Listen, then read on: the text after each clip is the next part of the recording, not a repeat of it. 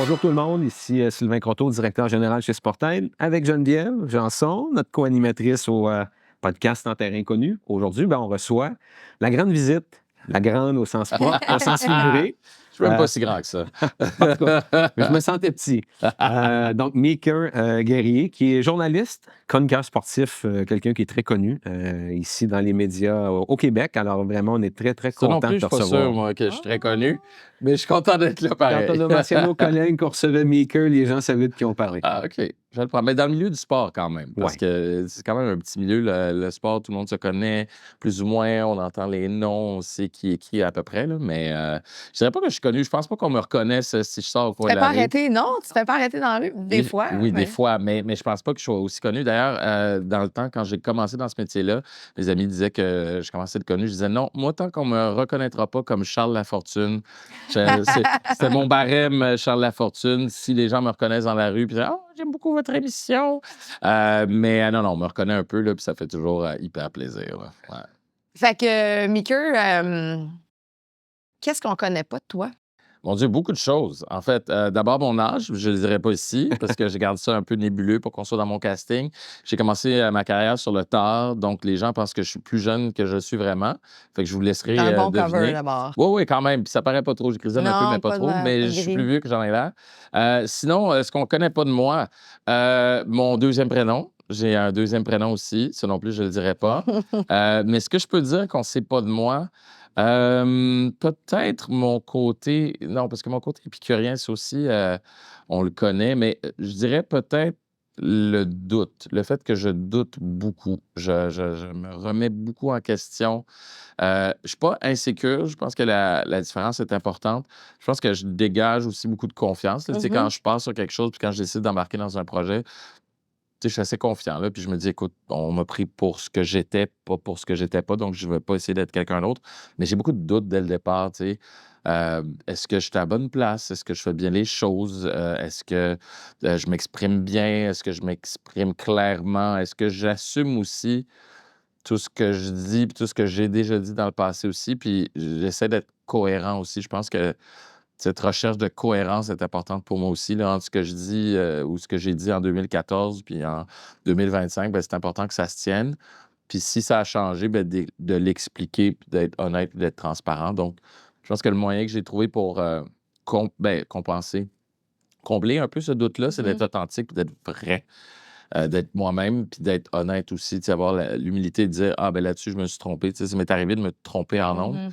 Puis il n'y a pas eu de scandale parce que je pense que j'ai été honnête de dire, écoutez, hier, j'ai dit telle chose, je me suis trompé, voici pourquoi. Puis d'ailleurs, c'est intéressant le contexte de mon erreur, voici. Fait que c'est un peu comme ça que j'essaie de naviguer à travers ça. Mais ouais, le doute, le fait que je doute énormément, je pense pas qu'il y a grand monde qui sait ça, à part mes amis proches, puis maintenant vous autres, et le reste Et le du reste dans le Québec. monde, Ouais, c'est ça. Mais c'est un doute quand même qui se fait grandir. Ou qui te pousse à essayer d'autres choses ou à te remettre en question pour te dire est-ce que je suis encore heureux? Tu t'écoutes. Oui, tu sais, je pense que j'ai le bonheur facile, puis je suis très heureux, je fais exactement ce que je veux. Un doute qui est sain, oui, qui m'aide à grandir, mais je pense que tout ce qui est négatif peut être transformé de manière positive si tu arrives à en tirer des leçons, puis si tu arrives à prendre un certain recul. Ça ne veut pas dire que c'est toujours facile, ça ne veut pas dire que c'est toujours le fun, mais il y a quelque chose à apprendre. Si tu restes tout le temps trop dans tes émotions, tu n'arriveras pas à éclore puis à comprendre. Tu sais, ça m'arrive, là, tu sais, dans le métier qu'on fait, on présente des projets, puis sur 10 projets, il y en a peut-être un qui va fonctionner, puis pas 100% comme tu voudrais, puis ça, c'est si t'es chanceux. Fait que, tu sais, 9 fois sur 10, tu te fais dire non, tu as fini par te rentrer dedans, je fais-tu la bonne chose, c'est-tu la bonne façon? Fait que tout ça, ça te permet justement d'avancer, puis de bâtir d'autres choses, puis de te dire, OK, si ça n'a pas fonctionné, peut-être telle raison, je vais essayer d'une autre façon, je vais essayer par une autre porte, je vais essayer un autre angle. Si tu y tiens vraiment, ce ne sera pas un effort de travailler puis retravailler ton projet. Là. Fait que, ouais. Pour ceux qui, comme tu le dis, ne te connaissent pas, si on avait à faire ton parcours, là, si tu avais à nous le résumer, qui es-tu? D'où viens-tu? Qu'as-tu fait? Mon Dieu, mon parcours, ça dépend, professionnel ou personnel ou les deux. Parce les que... deux. Un peu les deux. Les deux. Parcours, je vais juste résumer. En fait, peu importe que ce soit personnel ou professionnel, c'est un parcours atypique. Moi, je pense que c'est ce qui définit le mieux mon parcours. J'ai toujours voulu faire ce métier-là, mais en doutant, justement, j'ai pris des voies différentes, puis j'ai commencé plus tard, où je me suis dit, hey, moi, je veux pas arriver à 40 ans puis me dire, j'aurais dû, donc dû, ben dû, Ouais. essayer pour vrai. Ouais. Fait que c'est là où j'ai décidé, j'avais une bonne carrière dans la gestion, entre autres, puis j'ai décidé de retourner un peu sur le plancher des vaches, puis commencer comme recherchiste, vraiment au bas de l'échelle, puis me bâtir, puis apprendre ce métier-là, me faire un réseau. Puis c'est ça, vraiment apprendre ce métier-là. J'ai toujours été intéressé par l'information, pas juste le sport, mais l'information de manière générale. Puis j'ai toujours été curieux. Fait que tout ce que j'ai fait avant m'a servi puis me sert encore aujourd'hui. Sinon, mon parcours de vie, je suis un vrai petit gars de Montréal, là, un vrai de vrai. Pour moi, Montréal, c'est le centre de l'univers. Il n'y a rien qui existe en dehors du 514. Si ton numéro de téléphone, c'est 450 ou même 438. 438, encore plus non, gâteau, là. non, je veux pas parler. Non, un peu plus sérieusement, j'ai grandi dans un quartier qui est très méconnu, mais qui est de plus en plus. C'est drôle parce que je parlais à quelqu'un dernièrement qui habite à Parc Extension. Puis je trouve ça surprenant parce que quand j'étais jeune, puis on entendait, je prenais souvent l'autobus 80 qui partait de Parc Extension pour aller au centre-ville, qui prenait l'avenue du Parc. Pour ceux qui sont de Montréal, là, c'est une ligne assez connue. Mais quand j'entendais parler français dans l'autobus, on s'approchait de chez nous, je trouvais ça bizarre. J'étais comme, oh, mon Dieu, cette personne est perdue. C'est un quartier allophone surtout, beaucoup de nouveaux arrivants. Moi, j'ai grandi là de 2 à 20, 21 à peu près. Fait que c'est un quartier que je connais vraiment bien.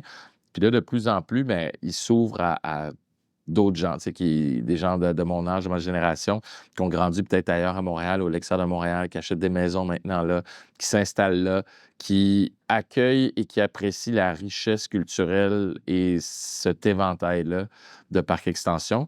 Encore aujourd'hui, je pense que c'est un des quartiers les plus défavorisés au pays, mais aussi un des moins connus.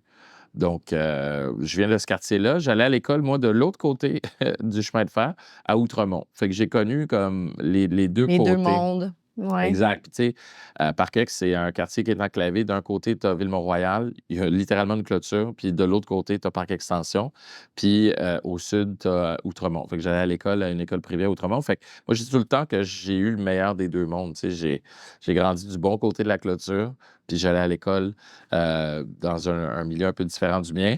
J'ai travaillé, j'ai vécu à Montréal toute ma vie, sauf une brève période de temps où je suis parti en tournée avec Cavalia. Aux États-Unis, entre autres. Non, aux États-Unis, parce que j'avais allé ailleurs, mais finalement, je vais être comme, ce n'est pas pour moi. Ça a duré combien de temps, ça, avec Ça a duré Cavalia? quelques mois et c'est drôle. Dernièrement, j'ai rencontré la fille qui m'avait embauché. Ça a été, honnêtement, ma pire expérience de travail à vie. C'est là où Pourquoi? tu étais en gestion? Ou... Non, là, j'étais en communication toujours, puis c'était avant, je venais de finir mon bac il n'y a pas super longtemps, puis c'était avant de m'en aller un peu plus comme service à la clientèle, gestion, parce que quand je suis revenu de là, j'avais pas de job. Fait que j'ai été dans ce que je connaissais, c'est-à-dire, bon, service à la clientèle, communication, puis ça m'a amené à devenir gestionnaire d'un centre d'appel, puis d'un service à la clientèle dans une boîte de multimédia. Mais pourquoi ça a été une de mes pires expériences de travail? C'est que la relation avec la boss était juste pas bonne.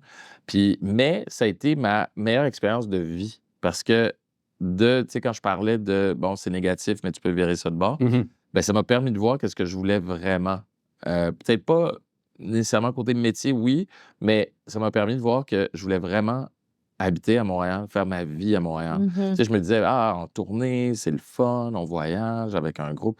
Mais tu sais, la tournée, c'est beaucoup moins glamour. Tu sais, c'est comme faire du sport, être tout le temps sur la route. Ça a l'air glam, tu sais, ah, tu voyages et tout, mais tu sais, t'es pas dans les endroits les plus confortables. Tu es un peu déraciné, tu es loin de ta famille, de tes amis. Tu te rends compte que ben, ton chez vous te manque. Tu sais, le Québec me manquait, Montréal, puis je me suis rendu compte que j'étais vraiment un Montréalais. Puis si je voulais faire ma vie. Fait que je suis parti de là, mais tu sais, j'allais partir, ils m'ont comme mis à la porte, puis c'est drôle parce que j'ai revu la fille qui m'avait embauché, avec qui ça s'est super mal passé. Mais écoute, ça fait quasiment 20 ans, là, puis je l'ai pas reconnu sur le coup. Puis on m'avait invité, je ne veux pas dire c'était où, mais j'animais un panel. Puis j'avais dit à la blague, c'était bénévole, je le faisais parce que c'est une cause qui me tient à cœur. Puis j'avais dit, moi, tout ce que je demande, c'est un croissant puis un latte. Pas un café, un latte. Je veux vraiment un bon café parce que je pars de chez nous de bonne heure le matin. Je veux un bon café. Puis la personne qui m'a amené le café, c'était elle. Puis quand elle a appris, parce qu'elle était partie en vacances, quand ils m'ont demandé d'animer, je remplaçais quelqu'un, ben elle a demandé d'aller chercher le café pour moi. Puis elle me l'a amené. Elle me dit, tu me replaces pas. Au début, on se parlait, je n'étais pas sûr. Elle dit, hey, je voulais juste te dire, je suis vraiment désolé de comment ça s'est passé. Puis tout. Puis là, j'ai regardé, puis à un moment donné, j'ai allumé, puis j'étais comme. Puis la semaine d'avant, j'en parlais de cette relation-là, puis de cette job-là qui a été, tu sais, qui a changé ma vie, là, mais tu sais, ça s'est vraiment pas bien passé, puis j'ai vraiment pas aimé ça. Mais ça m'a tellement amené de trucs, puis je l'ai jamais revu, j'ai jamais reparlé, puis c'était la première fois que je la voyais. Puis j'ai trouvé ça vraiment le fun qu'elle ait cette Qu'elle humilité-là reconnaisse. de le reconnaître. Puis une de ses collègues, qui est son amie depuis super longtemps, m'a dit, ouais, tu sais, elle a beaucoup changé depuis, elle a fait. Tu sais, elle s'est rendue compte que, c'est ça, elle était peut-être pas la personnalité la plus agréable nécessairement, mais c'est ça. Fait que ça a été ça qui m'a amené à revenir à Montréal, à travailler pendant un bout de temps en communication, service à la clientèle, etc. Puis à un moment donné, je me suis réveillé et j'ai fait comme, hey, c'est pas ça, je veux faire mon envie. Fait que là, j'ai commencé comme recherchiste. T'avais quel âge à ce moment-là? J'étais dans la trentaine, presque mi-trentaine en fait. Puis quand Puis, tu dis, tu comprenais que c'était pas ça que tu voulais ouais. faire, mais là, est-ce que tu savais ce que tu voulais faire? Ouais, parce que ça faisait des années, puis tout le monde me disait: «Ah, tu devrais faire de la radio, de la télé», mais tu sais, où est-ce que tu commences quand les gens disent ça? Tu sais, c'est comme si je disais: «Ah, tu devrais être acteur». OK, mais tu commences où? Tu sais, c'est pas ça qui va me faire vivre parce que je commence. Fait que j'ai commencé petit à petit comme recherchiste, puis entre-temps, ce que j'ai pas dit, c'est que j'ai perdu ma job 3 fois en 12 mois. J'avais jamais été au chômage, mais tu sais, j'avais lâché ma job pour aller travailler pour une boîte de jeux vidéo. Une fille que je connaissais qui me disait: «Ah, tu devrais venir travailler chez nous, tu vas aimer ça, puis ça va te faire de l'expérience en cam, puis etc.» Mon audition a été atroce, mais elle a été super fine. Elle m'a dit: «Là, relax, là, je sais que tu es capable, tu as la personnalité pour». J'ai fait de l'audition, ça s'est bien passé. Puis je l'ai gardée, cette audition-là, puis je la regarde de temps en temps pour voir le chemin parcouru. Fait que j'ai commencé là, je me suis fait une expérience en cam avec un portfolio. On faisait des vlogs, dans le fond, des nouveaux jeux qui sortaient, des nouveaux features sur les jeux. Après ça, j'ai été travailler pour Québecor Média. Je faisais des bulletins de nouvelles radio. Ce département-là a fermé, je pense, 1 mois après que je sois arrivé. Le boss s'est excusé, il m'a dit: «Hey, avoir su, je ne t'aurais pas embauché parce que je savais pas qu'on allait avoir des coupures». Puis j'étais comme: «Non, non, au contraire, là, ça me fait une expérience». Puis c'est weird, mais il y a une fille que j'ai rencontrée à cette place-là, Gabrielle. Elle travaillait de nuit, au pupitre de nuit. Moi, j'arrivais super tôt le matin, vers 3-4 heures pour faire mes bulletins. Puis, tu sais, elle travaillait à l'autre bout de la salle, on se disait salut, on se parlait de temps en temps, mais pas des grands chums, là. Puis, c'est elle, 9 mois plus tard, après que j'ai perdu ma job 2 autres fois, qui m'appelle out of nowhere, qui me dit: «Hey, je travaille à cette radio-là qui s'appelle Radio 9. On cherche des recherchistes, des surnuméraires, nan. Puis je sais que tu veux faire de la radio puis des médias électroniques. Fait que j'ai pensé à toi pour des remplacements». Puis j'étais là: «Mon Dieu, c'est quoi cette radio-là?» Ça sonnait comme une radio communautaire. Mais c'est une nouvelle radio, dans le fond, radio parlée. Puis j'ai décidé d'y aller. Fait qu'en info, j'ai commencé à travailler là. Louis Lemieux était là, Caroline Proulx, entre autres. Et encore une fois, à peu près, tu sais, moi, j'avais déjà une autre job à ce moment-là. Je m'étais trouvé une job comme recruteur dans une boîte de placement. Puis, tu sais, avec toutes les expériences que j'ai eues, puis c'est souvent été ça ma carrière, mettre des morceaux de casse-tête de connaissances que j'ai eues à travers le temps ensemble. Fait que j'avais commencé à travailler là. Il m'appelle à la radio, puis là, je fais croire à ma boss, que je connais aujourd'hui encore, là, qui est une bonne connaissance. Je dis: «Ah, j'avais déjà accepté un contrat avant d'accepter cette job-là, mais là, ce que je peux faire, c'est rentrer juste un peu plus tard, rentrer genre à 10h30, mais je vais finir plus tard, puis ma job va être faite». Tu sais, elle me dit: «Moi, tant que ta job est faite, il y a pas de problème, tant que tu remplis tes mandats». Fait que j'allais travailler là le matin, de 4 heures du matin jusqu'à 10 heures. Je sautais dans l'autobus, j'allais travailler de 10h30 à 6h30 pour faire mon horaire complet. Et quand je rentrais à 6h30, de 7 heures à 8 heures à peu près, je faisais de la recherche pour l'émission du lendemain. Puis là, ça recommençait. J'ai fait ça peut-être 2 mois, à un horaire de débile. Puis je travaillais dans un bar en même temps. Oh my God. Fait que mon plan, c'était, je me suis dit, si je suis là à la radio, je suis déjà là. Quand ils vont avoir besoin d'embaucher quelqu'un à temps plein, ils vont penser à moi. Ouais. Puis comme de fait, 1 mois et demi plus tard, ils m'offrent un poste.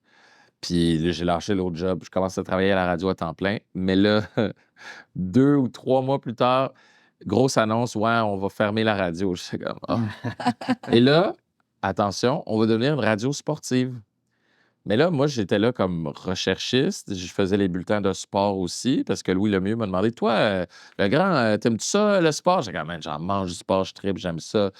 Tu sais, je suis dedans, je fais du sport, mais je suis aussi un fan de sport comme divertissement. Puis là, fait que je commence à faire les bulletins de sport, décide de fermer la radio, mais là, comme j'arrivais à faire de la recherche, je pouvais faire du micro, puis j'avais appris la technique entre-temps. C'est Louis Lemieux qui m'avait dit, si on t'offre d'apprendre la technique, dis oui, ça peut peut-être sauver ta job. On m'avait payé, mettons, 2 jours de formation, là, genre sur une fin de semaine. J'étais rentré 6 week-ends de suite sans dire à personne. Puis le gars qui était là, il m'a tellement aidé, là. Il m'a appris plein d'affaires. Puis il m'a dit, oh, ouais, viens-t'en, là. Puis, tu sais, pas payé pendant 6 week-ends de suite. J'ai vraiment appris. Puis quand on a décidé de fermer la radio, il fallait qu'il reste ouvert pendant la saison estivale, mais avec un minimum de contenu original. Donc, ils m'ont proposé de co-animer et de faire la mise en onde et de faire la recherche aussi. Fait que j'ai fait ça tout un été. Ça a été un bagage d'expérience incroyable. Puis quand la radio sportive est arrivée, c'était entre autres Enrico Ciccone et Michel Langevin. Le boss m'a dit, ben c'est eux qui vont décider s'ils le gardent ou pas. Puis ils ont décidé de me garder. Je faisais la mise en onde. Fait que c'est moi qui a pesé le piton pour le 91.9 Sport la première année. Puis la première émission. Fait que j'ai été là, bon 5 ans. Après 1 an, j'ai eu mon émission. J'ai fait un bon bout de chemin avec ce show-là. Radio Cannes, il y a des gens à Radio Cannes qui m'ont entendu. J'ai commencé à entrer principal en même temps que j'avais mon émission de radio. Des gens à Radio Cannes m'ont offert de quoi? Une émission web qui n'était pas dans le sport pour l'été du 375e de Montréal. Ça aussi, ça m'a donné énormément d'expérience. Ça m'a fait entendre par des gens de Radio Cannes. Puis après, tout a déboulé. Je suis parti de là pour aller à Radio Cannes. Ensuite, de Radio Cannes à Bell Media, RDS m'a ouvert grand ses bras, etc. Donc, ouais, c'est comme ça. Ma carrière, c'était une suite de choses comme ça, une suite de hasards, une suite de risques aussi que j'ai pris.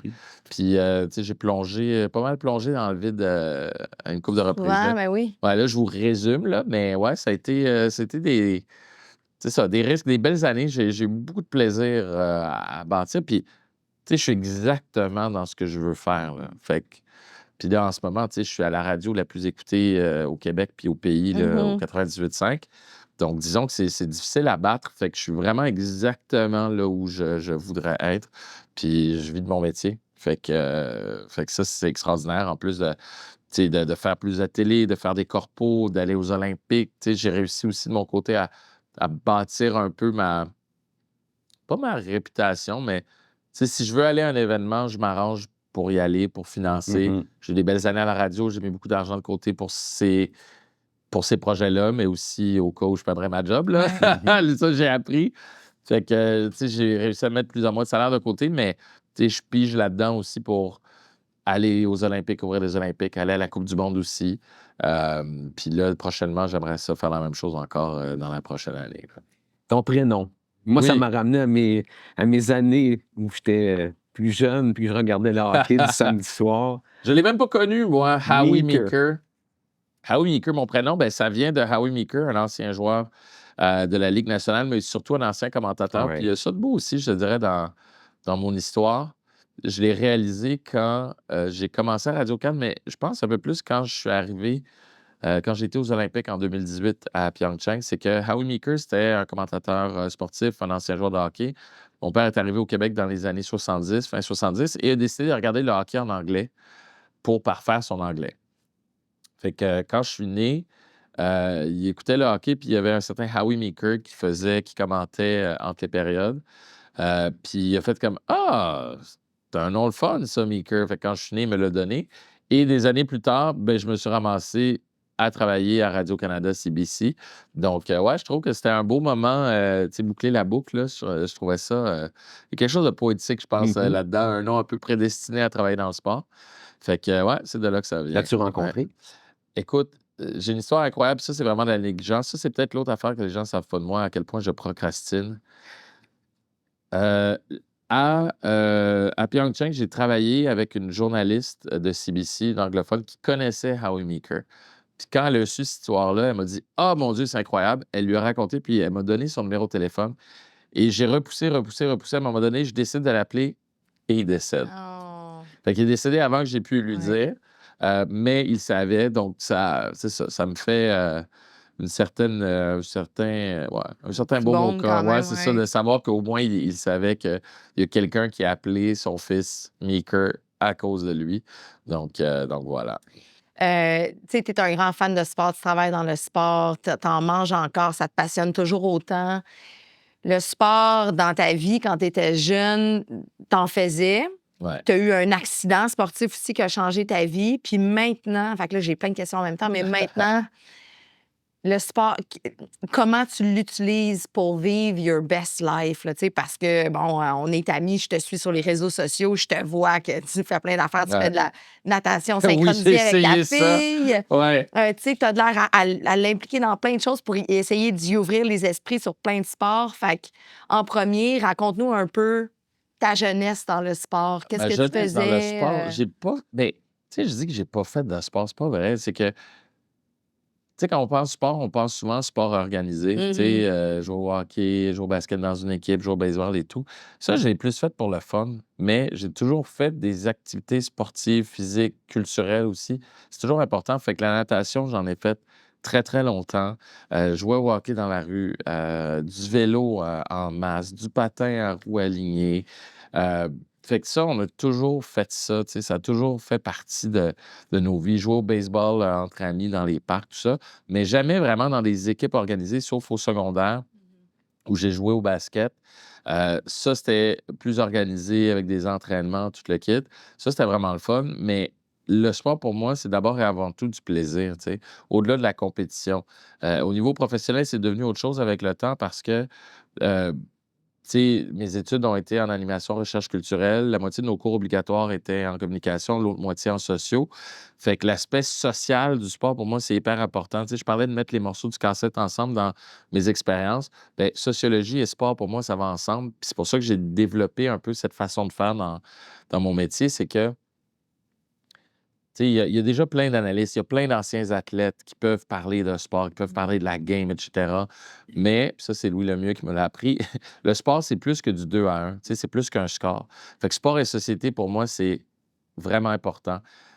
Dans ma vie personnelle, le sport, c'est vraiment important juste pour le plaisir que ça procure, mais aussi pour les liens sociaux. Tu sais, j'ai joué au deck hockey comme 10, 12 ans à peu près, puis avec très souvent les mêmes gars, le même noyau de gars.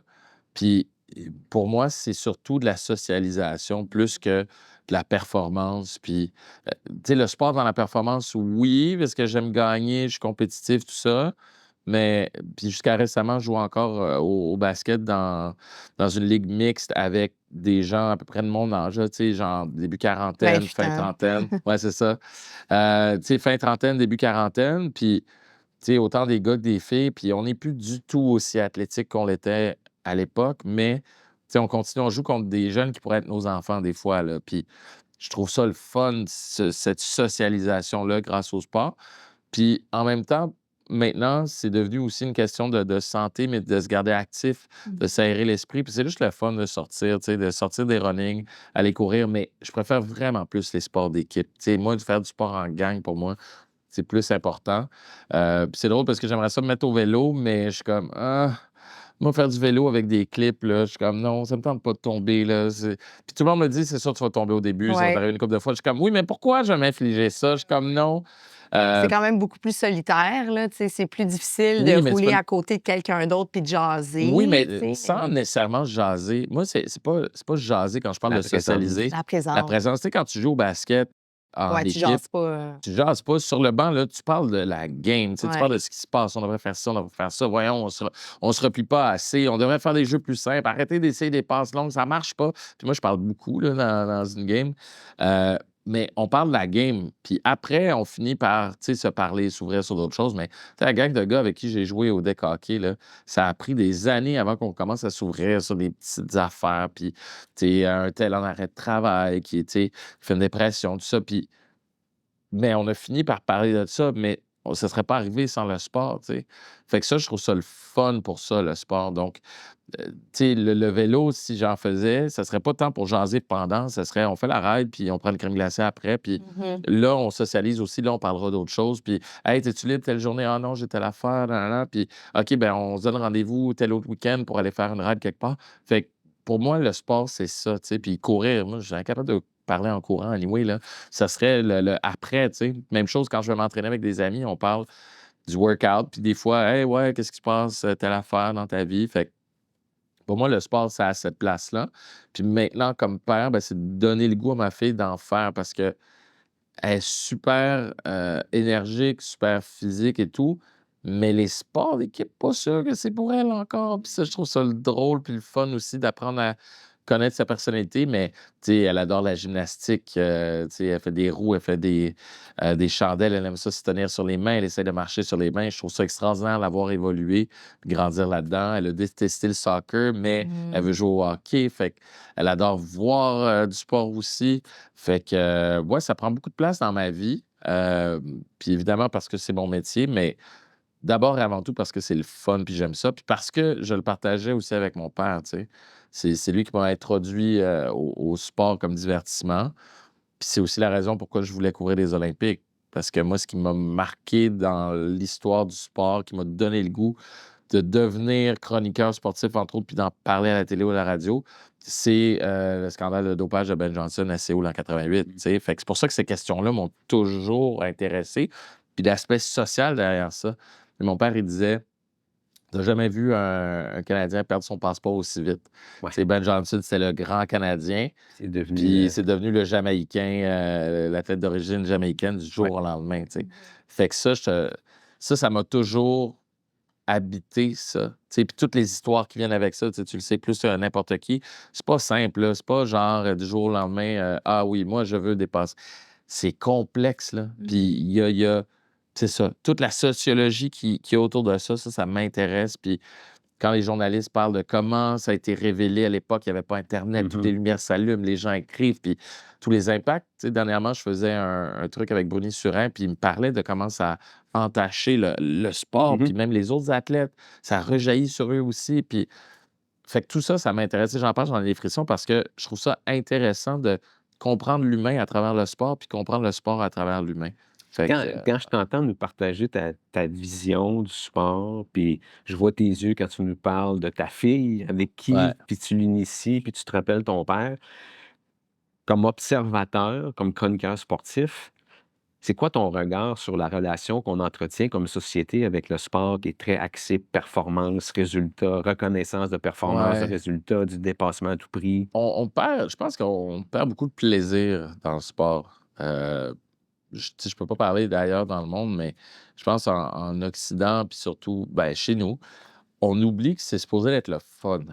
Tu es supposé faire ça pour le fun. La performance aussi est vraiment cool. Moi, j'aimerais ça, tu sais, quand ma fille est née, tu sais, j'ai rêvé de la voir un jour aux Olympiques, puis mon ex me disait: «Là, calme-toi, là». J'étais comme: «Non, mais tu sais, je veux pas la pousser, je veux pas la forcer, je veux pas mettre de pression», mais imagine qu'on se ramasse au jeu, je sais pas où, sa planète, puis genre, notre fille est là, puis on est là avec nos amis du Canada, comme on voit les parents, là, à la télé, puis on tripe sur les performances de notre fille. Honnêtement, là, les chances que ça arrive, là, sont tellement minimes, là. Je trouve bien de m'acheter un billet de Grain de loterie, tu sable. sais. Ouais, Mhm. ouais, exact. Mais c'est le fun de rêver. Puis après, ben, tu sais, là, tu fais que, bon, ce sera pas une athlète olympique, mais tu sais, tu la vois passer de la petite fille qui essaie de faire des roues, qui est pas capable, à sa tante, il montre, ma meilleure amie, en fait, il montre comment arriver à se tenir sur ses mains, serre tes abdos, rentre les fesses, serre, OK, serre mon pied, serre mon poing avec tes pieds, tu vas voir, ça va t'aider à te stabiliser. Puis, en l'espace d'une semaine, une semaine ou deux en Floride, elle est passée de je suis pas trop capable à oh, j'arrive à faire des roues, j'arrive à me tenir ses mains. Puis là, ah, je vais me concentrer à essayer de me tenir ses mains. Puis là, elle arrive, elle est vraiment fière d'elle. Puis là, ah oui, j'aimerais ça faire de la gymnastique. Puis là, elle fait de la gymnastique, mais juste pour le fun, là, je veux dire.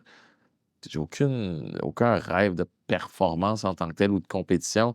Elle commence juste par avoir du fun puis réussir à faire ce que le prof te montre à faire. Fait que ça, je pense que ça vient du fait qu'avec le temps, moi, c'est ça, je suis pas tant dans la performance, dans le plaisir d'être là en gang. Puis aujourd'hui, je suis willing d'essayer des affaires, tu sais, comme la nage synchronisée. Tu sais, on m'a invité à le faire parce que j'étais à un gala que je co-animais, puis on faisait des blagues sur les équipes de nage synchronisée qui gagnaient tous les prix ou à peu près. Puis ils sont venus m'inviter. J'ai fait comme Ah ouais, ça pourrait être cool. J'ai dit Peux-tu venir avec ma fille? Oui. Puis là, elle a le goût d'en faire. Tu sais, fait que je trouve ça le fun, tu sais, d'essayer des trucs comme ça. Puis elle adore nager. Donc, puis, tu sais, la voir nager, de faire comme Mon Dieu, elle est donc bien rendue bonne, tu sais. Fait que ouais, ma relation avec le sport, c'est ça. C'est d'abord du plaisir. Puis je pense qu'on l'a perdu, ce plaisir-là. Mon regard, je dirais, sur le sport, c'est qu'on oublie que ça doit être le fun. Tu sais, quand je regarde les scandales avec les sels d'ammoniac, etc., tu fais comme, mais voyons, c'est des enfants, c'est supposé avoir du fun, là. Tu sais, on a-tu gagné, perdu? Qu'est-ce qui fait qu'on a gagné? Qu'est-ce qui fait qu'on a perdu? Comment on peut s'améliorer? Comment tu gères la défaite? Comment tu gères... La défaite, c'est aussi comment tu gères les déceptions dans la vie, tu sais. Comment tu gères les relations, tu sais. Ta relation de travail, entre guillemets, ou sportive avec ton ami n'est pas la même qu'à l'extérieur. Puis comment ça peut affecter ce qui se passe à l'extérieur. Puis ce qui se passe à l'extérieur peut affecter aussi ce qui se passe dans l'équipe et tout. C'est le fun à apprendre à traverser. Il y a plein d'apprentissages de vie.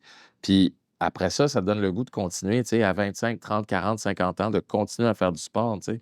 Puis c'est important, tu sais, au niveau santé, au niveau prévention, tout ça. Mais on peut-tu juste avoir du fun en partant, là? Ça m'amène. Je t'ai écouté dans une autre entrevue que tu as donnée, puis j'ai trouvé ta définition du succès tellement saine.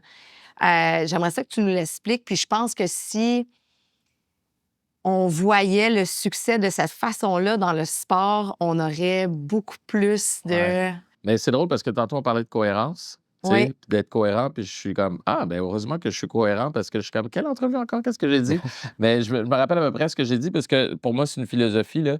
Pour moi, le succès, c'est pas à quel niveau tu arrives à monter, là. C'est pas les étapes que tu arrives à atteindre, c'est dans la durée. La Tu continuité sais, dans le temps. exact. Tu sais, pour moi, le succès, mettons, par rapport à ma carrière, puis c'est surtout par rapport à ma carrière que je le dis, c'est si je dure dans le temps, ben là, je vais pouvoir dire j'ai réussi. Je suis pas obligé d'être l'animateur du show X. Oui, j'en ai des objectifs comme ça. Ouais. Il y a des trucs que j'aimerais faire, que j'aimerais accomplir. Mais d'abord et avant tout, je veux que ça dure dans le temps.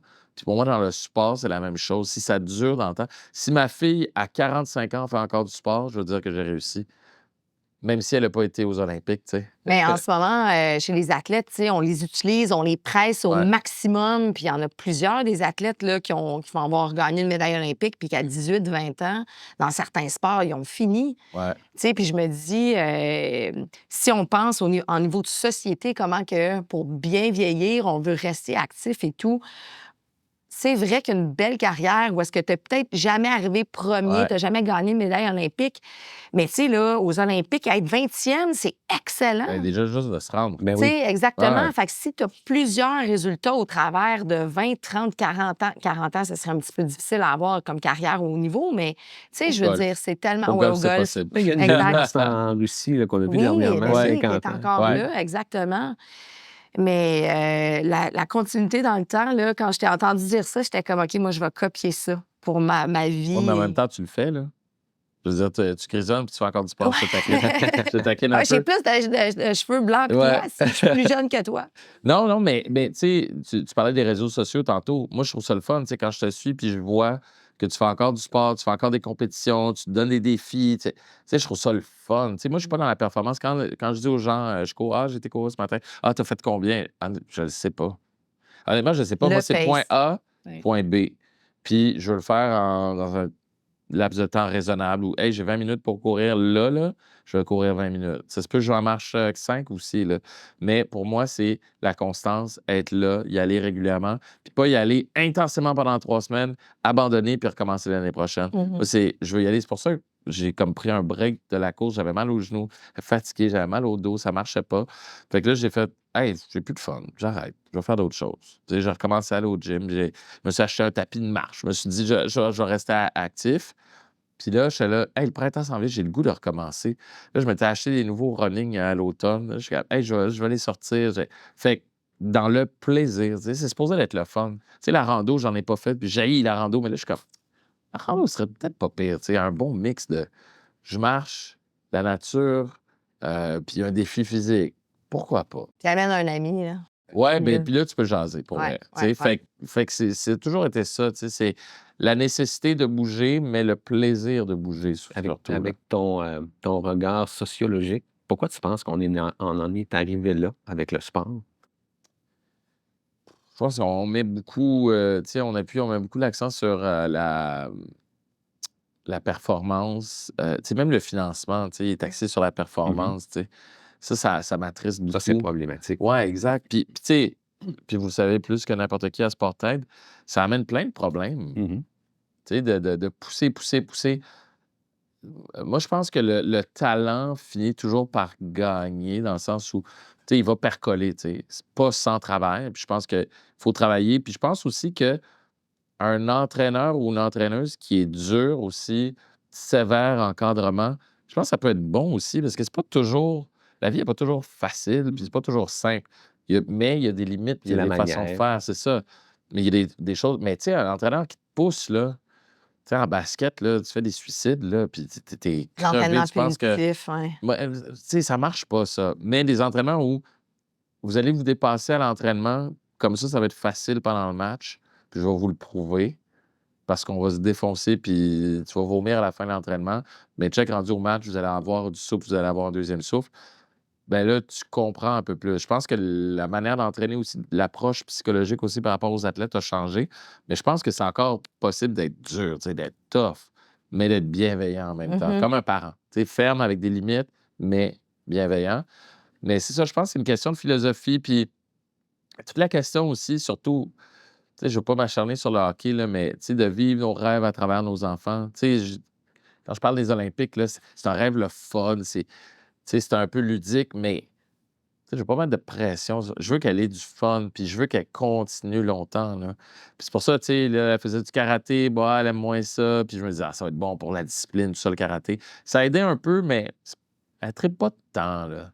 Puis là, je me rends compte, bon, elle aime ça se chamailler avec moi, puis se battre un peu. Je suis comme, peut-être l'inscrire à un autre art martial. Ça va peut-être aider. Là, je me dis, l'année prochaine, peut-être du jiu-jitsu, ça pourrait être intéressant, on verra. Fait que moi, c'est vraiment là-dedans. Là, c'est Dans la diversité aussi, parce que ce que oui, j'entends. beaucoup. Ben oui. Puis, les plus grands athlètes le disent tout le temps. Ouais. Ils ont fait plus qu'un sport. Là. Ils ne sont pas concentrés sur un sport à partir de 7-8 ans.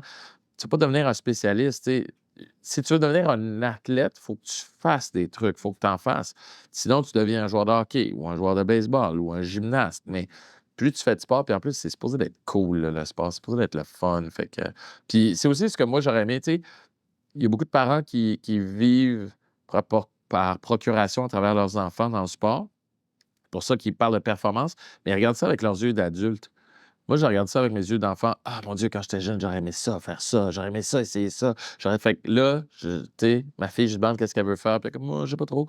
Fait que je la laisse choisir une affaire, puis je l'inscris dans un autre truc. Puis on trouve Mais on sent encore ce qu'elle l'enfant aime. quand tu le nommes. Ben là, j'aimerais oui. ça faire ça, j'aimerais ça faire ça. Vraiment, j'ai eu des cours de natation, mais j'aurais aimé ça faire des arts martiaux. J'aurais aimé ça faire plus de sport d'équipe organisé. Fait que je me dis, je vais donner ces options-là à ma fille, puis on verra où ça l'amène. Elle va peut-être finir par jouer du piano. C'est pas important. L'important, c'est qu'elle ait du plaisir dans ce qu'elle fait, puis qu'elle continue de Et bouger. qu'elle développe plein de choses en même temps, toutes les habiletés qu'elle développe, pas juste sportives, là, Ouais. ça l'aide dans la vie. Les habiletés sociales. Exactement, dans le sport, on a beaucoup aussi, on fait beaucoup face à de l'adversité, mais moi, je trouve souvent, surtout dans la société qu'on a, les parents essayent de ne pas faire vivre d'adversité à leurs enfants.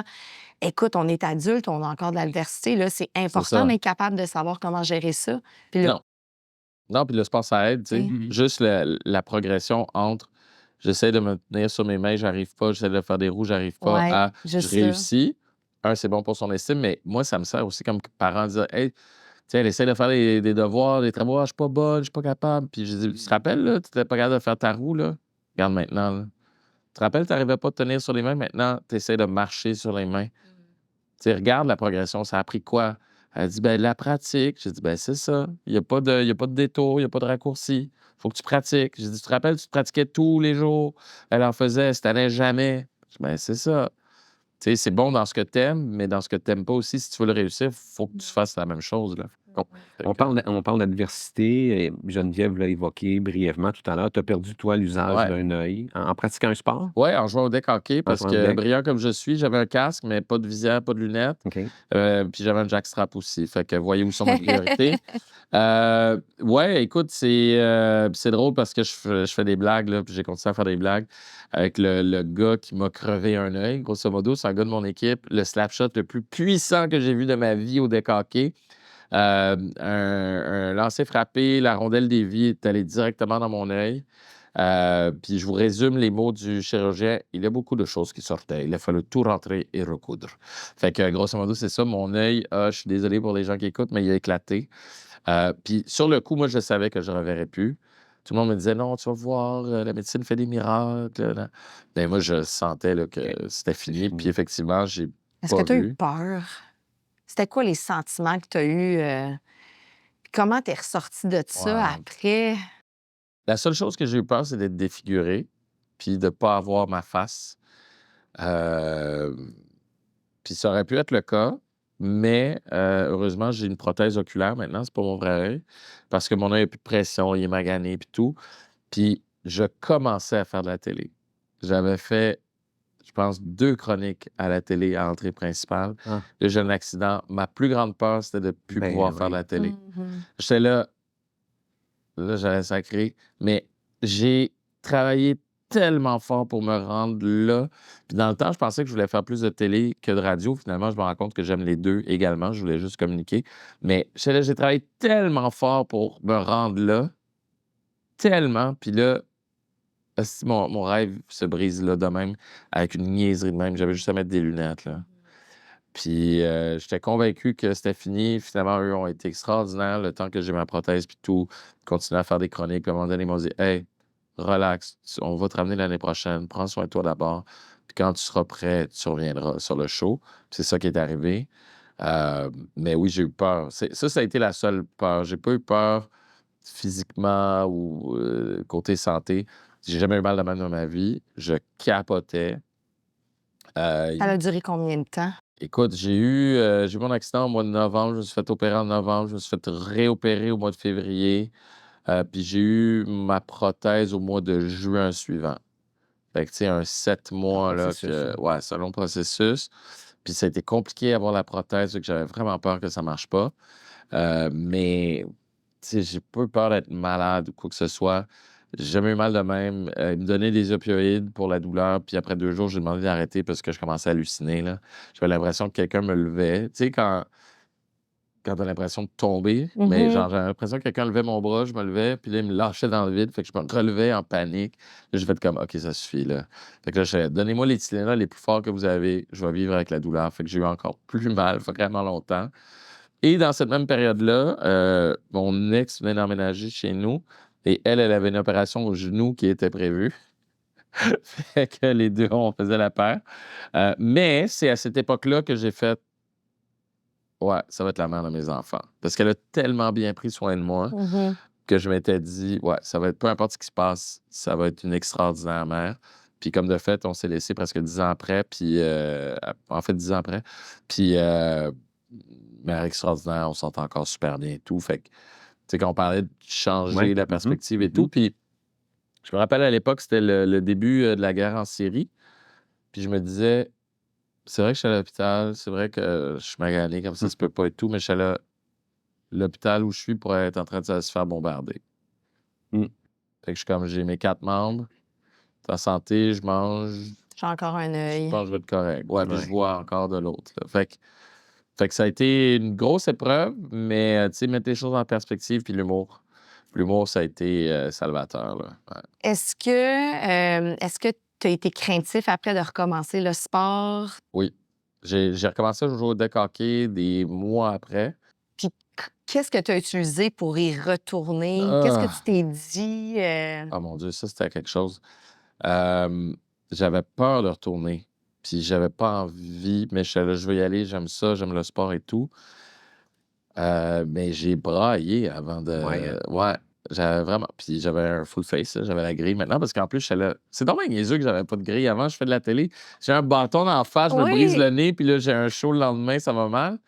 Hem Ouais, je sais pas qu'est-ce que j'ai utilisé. C'était juste: «Hey, il faut que je le fasse, sinon je vais avoir peur toute ma vie». Je vais être prisonnier de Ouais. ça. Puis pas longtemps après, mon accident, j'avais été au, e-saut sur les trampolines. Je me suis fait mal au genou parce que ta perspective change. Je vois plus en 3D, je vois plus les profondeurs. Là, j'ai sauté d'une plateforme sur la trampoline, mais elle est arrivée plus vite que je pensais. Je me suis fait mal au genou. Là, j'ai commencé à avoir mal au genou à partir de là. Là, c'était comme tout allait mal. Décaqué, plus capable de faire des lancers sur réception parce que je n'étais pas sûr de la vitesse. Je voyais plus à ma gauche, fait qu'il fallait que je m'adapte. Ah non, c'est vraiment quelque chose, mais il faut que je le fasse, puis j'ai envie de le refaire. Je l'ai refait. Puis après quelques mois, j'ai décidé de recommencer à jouer au basket parce que j'étais comme: «Hey, ça, c'est un sport que je connais vraiment mieux, puis je vais retrouver les sensations plus rapides». Je me suis fait mal aux doigts parce que le ballon est arrivé plus vite, j'ai mis ma main, quasiment brisé les doigts. Fait que ça a été tough, tu sais. Puis ça, tu vois, ça, c'est une affaire, dont je parle pas puis qu'on sait peut-être pas de moi, mais ça a été dur de recommencer à faire du Oui, sport, là. sûrement. C'est Hey, vraiment pas évident, mais tu connais l'histoire de David Beauregard aussi, la j'imagine? première personne à qui j'ai pensé, Pour vrai? David Alexandre Beauregard, puis je pense qu'on l'avait eu en entrevue. Fait que là, on avait-tu échangé le numéro de téléphone? Je sais pas, mais c'est la première personne à qui j'ai Ah pensé. ouais. Puis lui, c'était encore pire, tu sais, je Oui. veux dire, Et tu sais, un coup de bâton. Il a marqué en plus, un but, sur cet accident-là. ouais, Puis sa carrière, tu sais, il avait été repêché dans la Ligue ouais, nationale. Il a pas pu jouer dans la Ligue nationale, mais il a eu une super belle carrière, absolument. internationale. Il a pu voyager Mmh. grâce à ça. Il a joué en Amérique du Nord, il a joué en Europe. Fait que ouais, c'est la première personne à qui j'ai pensé quand j'ai eu OK, mon accident, en fait. Fait que, OK. ouais, je connais bien son C'est histoire, des parcours inspirants, là. là. Ouais, Mais ouais, vraiment.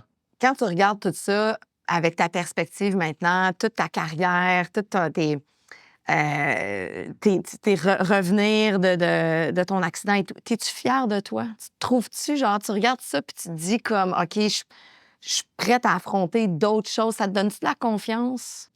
Ouais, ben, tu sais, je mets aussi toujours en perspective ces affaires-là, tu sais. Genre, je l'ai fait pour le plaisir aussi, par nécessité, pas vraiment. Tu sais, je regarde le parcours de mes parents, tu sais, arrivés ici, sans le sou, sans rien. Tu sais, puis je disais à ma mère, à un moment donné, j'ai dit, tu sais, je parlais de vous, puis je disais, tu sais, vous êtes arrivés ici, vous aviez rien. Elle dit: «Rien?» C'est non, moins que rien, là. Parce que tu arrives ici, puis tu dois de l'argent aux gens qui sont encore là-bas parce que tu leur as emprunté de l'argent pour Ouais, pour pouvoir venir venir. ici, acheter ton billet d'avion, te trouver un appart, avoir un minimum d'argent de poche et tout. Fait que tu arrives ici, tu es endetté, tu sais, puis tu dois renvoyer de l'argent là-bas puis tout. Puis là, je suis comme: «Hey man, je suis né dans la ouate, là», tu sais? Tu sais, peu importe si j'ai vécu dans un quartier qui était pas huppé, là, mais à côté de ce qui se vit ailleurs dans le monde. Puis souvent, je le dis, on est une minorité de gens sur la planète qui vivons dans une relative sécurité, une relative paix, une relative richesse en ayant à manger 3 fois par jour, puis Mhm. en ayant l'électricité en continu. Tu sais, on a le luxe de s'endetter. Tu sais, moi, j'ai vécu ma vingtaine au-dessus de mes moyens, là. Puis à un moment donné, j'ai fait, à l'approche de la trentaine: «Hey, ça a pas de bon sens, là». Fait que, bon, plus de char, petit appart, je vais payer mes dettes pour les prochaines années. Parce que quand t'as pas de dette, t'es riche, là. Dans le Mhm. fond, je peux partir avec mes 2 valises n'importe où sur la planète. Fait que c'est toujours une question de mettre les choses en perspective, puis je pense que, oui, il y a une certaine fierté, tu sais, à dire que oui, je peux dire que j'ai une certaine résilience, mais tu sais, je suis mal à l'aise de parler d'accomplissement en tant que tel ou Mmh. quoi. Je suis comme: «Hey, à un moment donné, là, genre, on va se calmer, là». Tu Mhm. sais, j'ai le droit de vote, je peux manger, j'ai un toit, ma fille est en santé, Mhm. tu sais, si je perds ma job, j'ai l'assurance chômage, oui, je vais être dans la marde, là, je pourrais pas vivre, mais il y a moyen de rabouter. Il y a des banques alimentaires, tu sais, puis c'est aussi pour ça que je m'implique socialement, essayer de redonner du temps. Je peux pas m'engager chaque semaine pour faire du bénévolat, mais tu sais, je suis porte-parole, du défi Altergo et de Jeunesse au soleil parce que je suis comme: «Hey man, je suis tellement à une place privilégiée, là». Tu sais, même si je perdais ma job demain matin, là, je Très serais correct. encore, Ouais. privilégié, Ouais. là. Ouais. Non, mais tu sais, je travaillerais puis j'aurais de la misère comme n'importe qui, mais hey, entre, de la misère puis de la misère, tu sais, je vais prendre la misère nord-américaine, là, dans le sens de cette espèce de struggle journalier, de trouver une job, d'essayer d'être heureux. Tu sais, un de nos grands défis, je dirais, la plupart des gens, là, c'est d'être heureux puis Ouais. d'être bien dans ce qu'on fait, là. Mhm. Quand c'est rendu ça ton problème, là, mais tu sais, c'est ça. Tu as Ça va pas mangé, si tu as un mal. toit, tu as la santé. On a un système de santé qui est pas parfait, mais une fois que tu es rentré dedans, on va Mhm. prendre soin de toi. Mhm. C'est ça. Tu sais, puis je regarde, puis même pas besoin d'aller à l'autre bout du monde, là. Si tu regardes chez nous, c'est au centre-ville de Montréal, au centre-ville de toutes les villes du Québec aujourd'hui, des gens qui ont de la difficulté, qui sont pas pris en charge, qui ont pas d'aide, qui ont pas de soutien, qui ont pas de logement, qui ont pas les soins de santé dont ils ont besoin. C'est ça. Ça on va mettre en perspective, Ouais. là, tu sais. Fait que Si on jasait un peu de diversité puis d'inclusion, as-tu vécu, vis-tu encore des défis liés à ça ou ah ça dans ton oui, puis parcours? Oui. tu sais, tu parles de diversité, d'inclusion, pour moi, c'est toutes les diversités, tu sais. C'est autant être une puis ça, je trouve ça toujours très drôle parce qu'on parle souvent des femmes comme d'une minorité, mais je pense qu'il faut changer un peu la façon de le dire. Il faut parler de pouvoir aussi, mais c'est toujours un peu délicat après parce que les gens qui ont le pouvoir s'en rendent pas compte ou les Mhm. gens qui ont des privilèges s'en rendent pas compte parce qu'ils se mettent pas à la place de ceux qui ont pas ces pouvoirs, ces privilèges-là. Mhm.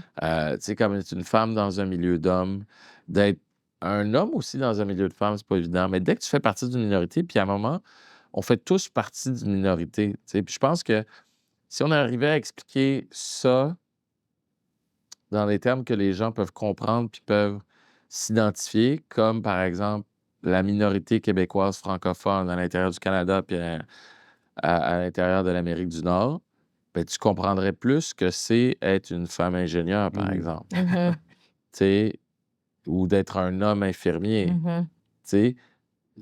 Tout ça, ben, ce sont des enjeux, tu sais, au quotidien, au niveau individuel, mais c'est plus que ça, c'est des enjeux sociaux. Quand tu agrandis ça à une plus grande échelle, tu te rends compte à quel point ça peut affecter le parcours de quelqu'un. Moi, une des raisons pour lesquelles j'ai lâché un peu le journalisme, même si c'est ce que je voulais faire quand j'étais jeune, puis j'étais au cégep en lettres et communication pour rentrer en journalisme, pour être journaliste, c'est que je me suis rendu compte que faudrait que je m'expatrie. Là, je sais que ça a l'air gros, mais je suis un Montréalais, on se le rappelle, à Rimouski, faire la chronique des chiens écrasés, en d'autres mots, les faits divers, à Rimouski. Puis j'étais là, hey, je veux pas être le seul noir à Rimouski, là. Puis me faire remarquer, puis me faire poser des questions, me faire des jokes poches. Aujourd'hui, à la blague, je dis avoir su que Boucard était là, je serais allé, là. C'est ce que j'allais C'est dire. pour ça que mon exemple de Rimouski est devenu drôle avec le temps. Mais c'était ça, je voulais pas me ramasser tout seul. Puis c'est ça que les gens comprennent pas des fois. Quand tu es la minorité ou la seule ou le seul dans un milieu, c'est naturel que les gens s'intéressent, posent des questions, mais des fois, c'est fait très maladroitement. Ouais. Ah oui. Puis des fois, ça peut être insultant, puis tu comprends pas pourquoi. Genre, aller en Gaspésie, mon ex est gaspésienne, aller en Gaspésie la première fois, puis faire toucher les cheveux, là. Tu sais, Ouais. tu fais comme... Moi, je trouve ça drôle, là, parce que je comprends, mais ça peut être très confrontant, là. Puis j'étais retourné en Gaspésie, on a amené un ami français qui est d'origine africaine et sa femme française aussi d'origine portugaise. Lui, il l'a vraiment pas trouvé drôle, là. Mais avec Lui, raison. mais avec raison, oui puis non. Ce qu'il faut comprendre aussi, tu sais, si vous allez en Afrique, vous deux, là, dans un village, là, Ouais. On va se faire remarquer. j'allais dire, ils vont Ouais. vous toucher les cheveux, mais pas Ouais, vraiment ouais. toi, Sylvain, Non. là. Mais tu sais, c'est ça, tu sais, ils vont vous toucher, ils vont... Ils n'ont jamais été exposés à des blancs fluorescents. Là. C'est ça, tu sais. Fait qu'il faut comprendre aussi que la différence, ça intrigue. Après, c'est comment tu l'abordes puis comment la relation. Parce qu'on a tous des préjugés. Après, c'est est-ce que ces préjugés-là vont affecter ta relation, comment tu entres en relation avec les autres? Donc, diversité, inclusion, pour moi, oui, c'est très complexe. Oui, j'ai eu des écueils comme n'importe qui. Euh, j'ai aussi eu peut-être un avantage aussi, là, parce qu'à un moment donné, c'était presque la mode. Là. C'était Ouais. comme, ah, on va essayer justement d'être plus inclusif. J'ai sûrement eu des opportunités, mais tu sais, j'ai aucune honte à le dire parce que je réponds toujours la même chose aux gens qui me le disent comme pas méchamment ou sans arrière-pensée ou avec une arrière-pensée. Ah, ouais, on sait bien. Tu sais, puis je le sais, là, ça se dit. Puis il y a des gens du milieu qui étaient comme, ah, ouais, il y a une job parce que fait partie de la diversité, etc. Mettons que c'est le cas. Un, penses-tu vraiment qu'on m'aurait embauché juste pour ça si j'avais pas les compétences?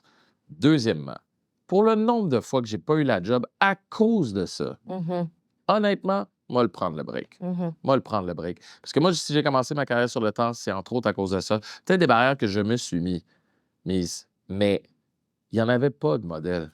Il n'y en avait pas de Non, c'est gens ça. qui me ressemblaient. Fait qu'est-ce que tu penses que je me suis dit, rendu à 17, 18, 19 ans? Ben, c'est pas ma place, c'est pas pour moi. Il n'y a personne qui fait ce métier-là qui me ressemble. Puis même, au-delà de me ressembler, tu sais, on parle de diversité, inclusion, on parle souvent d'apparence, mais diversité, inclusion de milieu social et économique. Des gens de parquex dans les médias, il n'y en a pas tant que ça, là. Des gens qui viennent de milieux un peu plus difficiles, il n'y en a pas tant que ça, qui ont un vécu différent, qui ont une perspective, mais surtout une expérience en société qui est différente de la mienne ou de la nôtre, tu sais. Puis moi, j'avais ça à amener, mais il n'y avait pas de place pour ça. Fait que j'ai décidé de faire d'autres choses.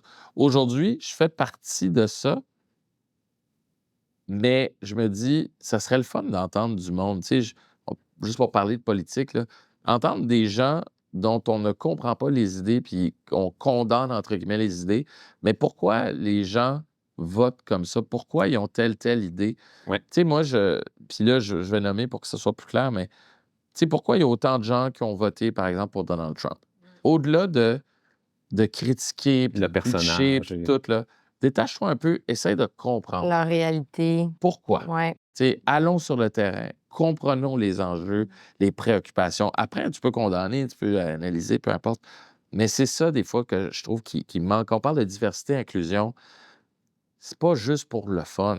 C'est parce que c'est payant socialement d'avoir des gens avec des horizons différents, qui viennent de milieux différents, qui ont un background différent, qui ont une perspective différente sur la vie et sur la société pour nous enrichir, pour nous permettre d'avancer, pour pas qu'il y ait des gens qui soient largués, qui se ramassent justement au centre-ville des grandes villes nord-américaines, puis on ne sait pas quoi faire avec. Puis là, ça crée un sentiment d'insécurité. Puis là, mais tout ça, si on avait pris le temps de comprendre ces enjeux sociaux-là, puis de s'y attarder, puis de s'attaquer, tu sais, à tout ce qui s'est passé dans le système de santé, la crise là, je vais trouver le mot, voilà, je savais. Désinstitutionnalisation. Désinstitutionnalisation, voilà. Tu sais, qu'on a sorti tout le monde des hôpitaux, puis qu'on n'a plus de ressources. Ben, tu sais, après, on se ramasse avec, tu sais, puis la crise du logement, ça faisait des années dont on en parlait depuis des années. Puis le gouvernement, non, non, non, il n'y a pas de crise du logement. Hey, on est en plein dedans. On est On est dedans. déjà Ben oui. 4-5 ans en retard. Puis là, ça a pris un autre 2-3 ans avant qu'on dise ah ouais, il y a une crise du logement. Là, ça fait genre 9-10 ans qu'on est dedans. Puis là, on dit ouais, il faudrait peut-être construire des maisons puis avoir des accès à des logements sociaux. OK, mais là, ça va prendre un autre 5-10 ans avant. Fait que pendant ce 20 ans-là, on est dans la marde. Mm. Puis ces gens-là sont où? Ils sont dans la rue, puis ils meurent dans la rue. Mm. Puis ils meurent de froid, puis ils meurent d'overdose. Puis ça, je trouve ça frustrant, là. Mais quand on parle de diversité et inclusion, pour moi, ça englobe tout ça, puis ça englobe aussi l'ouverture de dire qu'il y a des gens qui sont dans la merde. On peut pas juste les laisser là, puis décriminaliser la prise de substances, puis la consommation. Il faut l'encadrer, mais il faut aussi les sortir de là. On a fait des erreurs comme ils ont fait à Vancouver, comme ils ont fait sur la côte ouest américaine. Comment on peut apprendre de ça puis avancer? Fait On a que c'est l'impression qu'on n'apprend pas, puis que c'est récupéré à toutes les fois par le politique. Puis c'est la Ouais. même chose pour le sport sain sécuritaire. Puis je l'ai dit à des élus, moi, dans les derniers mois. Arrêtez de nous dire que c'est important pour vous, là. C'est Ouais. important quand vous avez le micro sous le nez Ouais. parce qu'il y a une crise. En dehors de ça, c'est pas vrai qu'on sent que c'est une priorité pour vous. Puis c'est la même chose. Exact, exact. Fait que, tu sais, les enjeux sociaux, puis, tu sais, si on parle un petit peu plus de sport, parce qu'on est quand même balado de Sportaid, tu sais, tout ce qu'on a vu par rapport au MeToo, les abus, tout ça, pour moi, ça, c'est,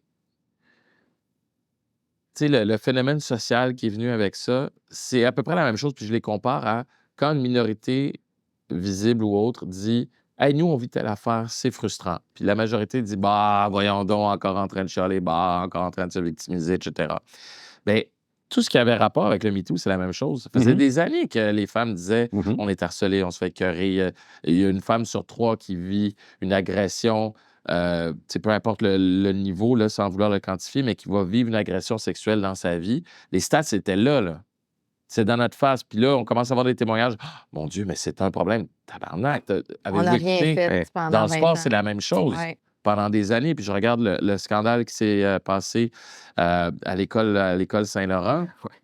Tu sais, quand t'en parles, tu te rends compte qu'il y a plein de gens dans le milieu qui étaient au savaient. courant, Ouais. mais qui n'avaient pas les ressources, qui ne savaient pas comment aborder la question, qui ne savaient pas comment intervenir. Puis ça aussi, c'est un autre enjeu quand il arrive des situations comme ça. Tu sais, moi, ça m'est arrivé de vivre des situations hyper malaisantes puis de pas savoir comment gérer ça, tu sais. Puis, tu sais, c'est du domaine public maintenant, mais Michel Brûlé, l'éditeur, puis Ouais. tout ce qu'il y a eu par la suite, puis la poursuite, puis les accusations d'agression sexuelle, tu sais, j'ai vu des niaiseries qu'il a faites, mais comment tu interviens, là? Je sortais de l'université. Mais il y a des coachs de basket aussi qui voyaient des affaires qui n'étaient pas net, mais qui n'avaient pas de preuves, qui ne voulaient pas. Tu ne veux pas accuser, mais comment tu fais? Tu interviens comment? Il n'y avait Tu pas dis les quoi? structures non plus. Les sportails, ça n'existait pas, tu sais. Exactement. Mais pour ça, pour comprendre ça puis intervenir, faut que tu sois à l'écoute, puis il faut que tu aies cette ouverture de dire c'est pas ma réalité, mais je me mets à la place d'eux. Ouais. Puis je Comprendre. m'intéresse à cette question-là. Hey, il y a quelque chose à faire là, à attaquer. Puis après, tu sais, on peut parler de politique, puis aux réélections, puis etc. Puis au fait qu'on pense plus à notre réélection qu'à vraiment. Ouais. Puis c'est pour ça que j'ai beaucoup de respect pour les gens qui vont en politique, puis qui s'en foutent d'être élus, qui disent moi, je crois à ça. Moi, je vais travailler pour ça. Mais c'est ça, c'est hyper complexe après. Puis socialement, on a une réflexion à faire sur plein d'enjeux, mais surtout notre manière d'aborder la citoyenneté puis la gouvernance aussi, là. Puis quand on pense à la citoyenneté, là, s'il y avait un jeune qui nous écoute, là, puis qui aimerait faire carrière, par exemple, dans le journalisme sportif ou en journalisme ou un métier d'affaires publiques, quel conseil tu lui donnerais? Moi, je donne toujours les mêmes conseils un peu cucu, là, mais tu sais, apprenez des affaires. La culture générale est sous-estimée, tu sais, puis lire, apprendre, s'intéresser à l'actualité, s'intéresser à ce que t'aimes, mais plus, tu sais, juste apprendre, là, de manière générale. Lire, être curieux, je pense que c'est la meilleure chose.